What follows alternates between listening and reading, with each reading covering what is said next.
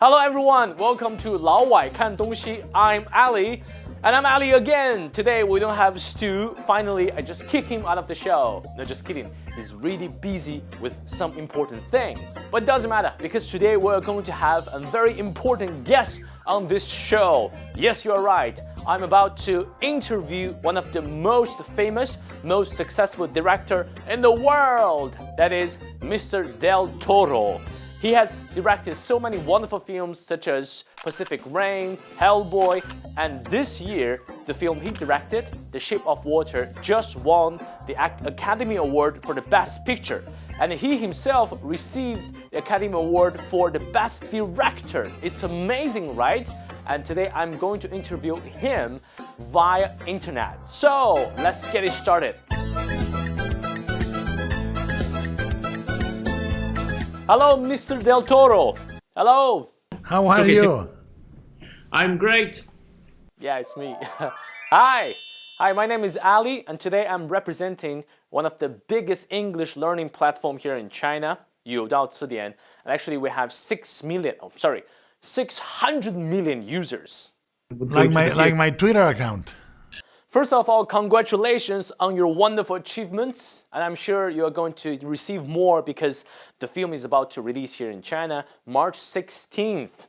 So my first question is, what inspired you to create this romantic adult fairy tale where a mute cleaning lady falls in love with a merman at the height of the Cold War?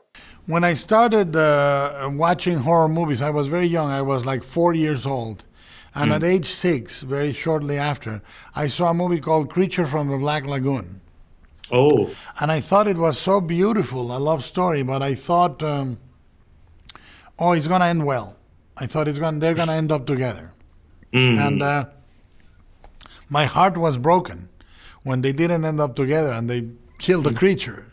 I mean, he comes back for a sequel and another. And it became a very beautiful romance in my head. And I thought I'm going to make one day a story in which the monster gets the girl, or the girl gets the monster, rather. You know? Great. And, and then it took many, many years to find the perfect structure to do so. Okay, for the creature itself, where do you look to for the inspiration in terms of what it looked like and how it acted? We have a research very much focused on salamanders, fish, Japanese engravings of fish. There's engravings of Japanese carps, the way, the shape of the fins and the scales. We looked at crocodiles for texture. We used all reference from reptiles, fish, amphibian creatures, and for the eyes and the symmetry on the face, we were trying to do a very beautiful, serene face, and for the body, very much like the body of a perfect swimmer. Like an Olympic swimmer, you know? All right, let's talk about the actor Doug Jones, who plays the mystical Amazonian creature in this movie. Actually, he has starred in many of your films and productions: Mimic, The Strain, Pan's Labyrinth, the Hellboy films, and now The Shape of Water. And he has always played a monster or other creatures. So what do you think is the reason for him to be specifically suitable for this film? What is the shining part? Look, Doug is a great actor.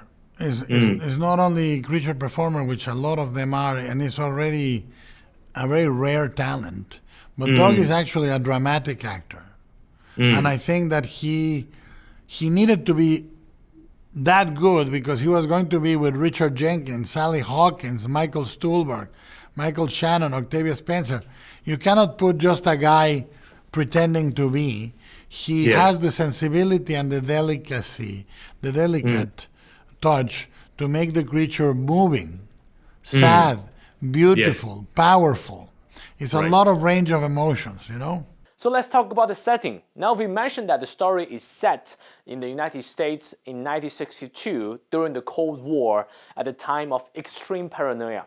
So was this a stylistic choice in terms of the imagery of the early 1960s, or is paranoia a key element to the story itself? It was designed to be at a moment in which America was completely at its peak. Oh, When Kennedy's in the White House, they are thinking of the future, the space race. They're going places, they're powerful, they are economically huge because it's the post-World War II economy. Everybody's buying cars, everybody has a house in the suburbs, everybody has a TV in the living room, another TV in the bedroom. It's really a time of hope. And then Vietnam is only starting. And then in 63, Vietnam starts escalating. Kennedy gets murdered. And at the same time in 62, when people imagine how great America was, it was really difficult if you were an African American, if you were a woman, if you were a minority, if you were sexually not with the majority. It was a very oppressive time. So those things were needed for the story. So there is a musical element to The Shape of Water. I remember there was talk about making your film Pan's Labyrinth into a musical, and you added musical element to your latest film. So you have a thing for musical? Are you going to make a musical? I just did. I think The Shape of Water is my musical. So all right. I don't think I could do a full musical, but it would be interesting. I mean, I love it as a genre. Look, for me, movies were perfect in the silent era. Perfect. Then comes a really interesting period from the sound inception to 1934, in which the movies are very interesting. But the real reason to have sound in movies is musicals. Yes. That's the real reason, and that's when the musicals are pure cinema. They're not theater, they're not vaudeville. They are its own embodiment of cinema, and that's why I chose it to be so present in the movie in many ways, because the movie is a love letter to cinema. Now let's talk about the other thing I'm really interested in. You've reinvented the genre of fantasy, horror, science fiction, and now romance. And in your movies, monsters or mystical creatures are always a central theme. So what is it about monsters that fascinates you so much? Well, to me, I was a kid that was very strange. You know, I was not a normal kid, so I felt like an outsider. And I came to understand the monsters in the movies and like the monsters in the movies more than I liked the heroes. Yes. I felt that the monsters were lonelier. I felt that the monsters felt more fragile. And I wanted to be their friend.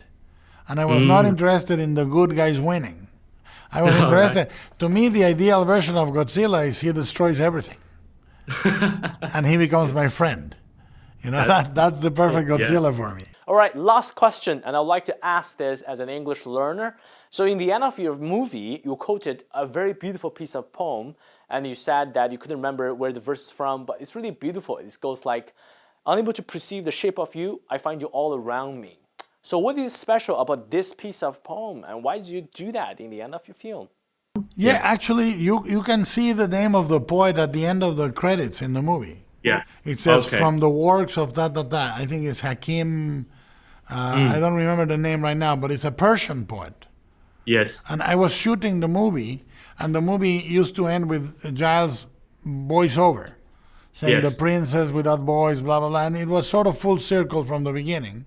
And then one day during the shooting of the movie, I found this little book in a bookstore, and I saw the poem, and I thought, that's the end of the movie.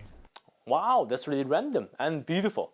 All right, so thank you very much, and I hope that our 6 million users will watch your film. Thank you. Send them. All right, everyone, so this is it. The Shape of Water is going to be on the cinema on 16th this month. So I wish you can go to the movie theater and watch this film. This is the best picture in this year. And I would like to thank you again, Mr. Del Torro. I know you can hear me in Los Angeles. All the best to you. And all the best to Stu. Stu, where are you, Stu? Oh my God, please come next time. Or don't, because I'm going to interview more celebrities. Yay! So this is 老外看东西. Every Thursday we'll meet you on Youdao app. See you next week.